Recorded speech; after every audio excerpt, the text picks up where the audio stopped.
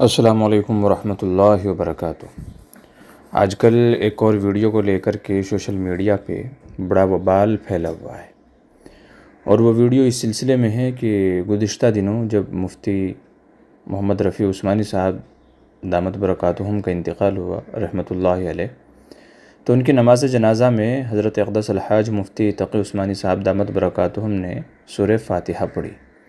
جبکہ نماز جنازہ میں عموماً ہم احناف کے یہاں سورہ فاتحہ نہیں پڑھی جاتی بلکہ دوسری دعائیں پڑھی جاتی ہیں، مگر اس کے برخلاف مفتی تقی عثمانی صاحب دامت برکاتہم نے نماز جنازہ میں سورہ فاتحہ پڑھی،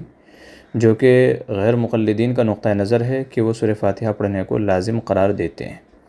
تو اب اتنے بڑے کہہ لیجیے وقت کے جید عالم دین، اور وہ بھی علماء احناف میں سے، جب انہوں نے احناف کے برخلاف نماز جنازہ میں سورہ فاتحہ پڑھی تو بہت سارے لوگوں نے اس پہ وبال کھڑا کر دیا کہ آخر حضرت نے ایسا کیوں کیا، اور غیر مقلدین کو یہ کہنے کا موقع مل گیا کہ دیکھیے جی ہمارا مذہب حق ہے،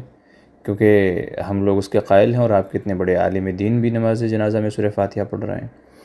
تو اس کا جواب اچھے طریقے سے سمجھ لیجئے، بہت سارے لوگ حضرت مفتی تقی عثمانی صاحب کو طعن و تشنیع کر رہے ہیں یا ان کے خلاف لکھ رہے ہیں۔ دیکھیے یاد رکھیے، نماز جنازہ کے اندر سورہ فاتحہ پڑھنا، اس کا ثبوت حضور صلی اللہ علیہ وسلم سے تو نہیں ہے، البتہ صحابہ کرام سے ہے۔ بعض روایت میں انہا حق و سنتن کے الفاظ آئے ہوئے ہیں کہ یہ حق ہے، سنت ہے۔ تو علماء فرماتے ہیں کہ نماز جنازہ میں سورہ فاتحہ پڑھنا یہ جائز ہے دعا کی نیت سے۔ کیا یاد رکھیے کہ نماز جنازہ میں دعا کی نیت سے، چونکہ نماز جنازہ خود دعا ہے، تو دعا کے جو بھی الفاظ منقول ہیں صحابہ سے، حضور صلی اللہ علیہ وسلم سے، تو ان تمام کو پڑھا جا سکتا ہے، اس میں کوئی حرج کی بات نہیں ہے۔ تو غالباً ابن عباس وغیرہ سے منقول ہے کہ انہوں نے نماز جنازہ میں سورہ فاتحہ پڑھی اور بتایا کہ یہ بھی جائز ہے، انہا حق و سنتن، کہ یہ بھی حق ہے، اور یہاں سنت سے مراد حضور صلی اللہ علیہ وسلم کی سنت نہیں ہے، بلکہ سنت سے مراد یہاں پر طریقہ ہے کہ یہ بھی ایک طریقہ ہے نماز جنازہ کا۔ اور مفتی تقی عثمانی صاحب نے اپنے کتاب کے اندر اس کی وضاحت کی ہے، اور وہ فرماتے ہیں کہ میرے نزدیک راجح یہ ہے۔ تو میرے نزدیک راجح یہ ہے، تو جو ان کو راجح لگا انہوں نے عمل کر لیا، لیکن اس کے برخلاف اگر ان سے مسئلہ پوچھا جائے تو وہ بھی جمہور احناف کے مطابق عمل کرنے کا ہی حکم دیتے ہیں اور ترغیب دیتے ہیں۔ تو اس لیے اگر کسی عالم دین کا اپنا کوئی تفرد ہے یا وہ جمہور سے ہٹ کر کے کسی مسئلے پر عمل کرتے ہیں تو اس میں کوئی مذائقہ نہیں ہے، کوئی حرج نہیں ہے۔ بہت سارے علماء کے اپنے تفردات رہے ہیں ہر زمانے کے اعتبار سے، مگر جو عوام کو جو عمل کرنا ہوگا وہ اہل سنت والجماعت جمہور کے مطابق اور ان کی رائے کے مطابق، مسئلے اور فتوے کے مطابق عمل کرنے کا حکم ہے۔ لہذا مفتی تقی عثمانی صاحب کو جو اچھا لگا انہوں نے وہ عمل کر لیا، مگر اس کا مطلب یہ نہیں ہے کہ جو احناف نماز جنازہ میں سورہ فاتحہ نہیں پڑھتے ان کی نمازیں غلط ہیں، ایسا نہیں ہے۔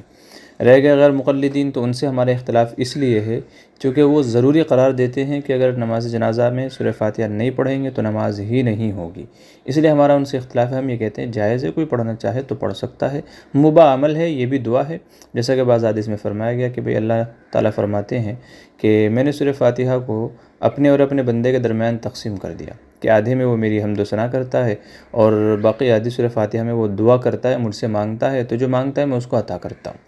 تو سورہ فاتحہ دعا ہے اور نماز جنازہ بھی دعا ہی ہے، لہذا بطور دعا کے سورہ فاتحہ اگر پڑھ لی جائے تو کوئی حرج نہیں ہے۔ ناجائز اس کو کوئی نہیں کہتا ہے۔ سوال جب ہوتا ہے جب اس کو ناجائز کہتے ہیں، مگر ہم تو ناجائز کہتے ہی نہیں ہیں۔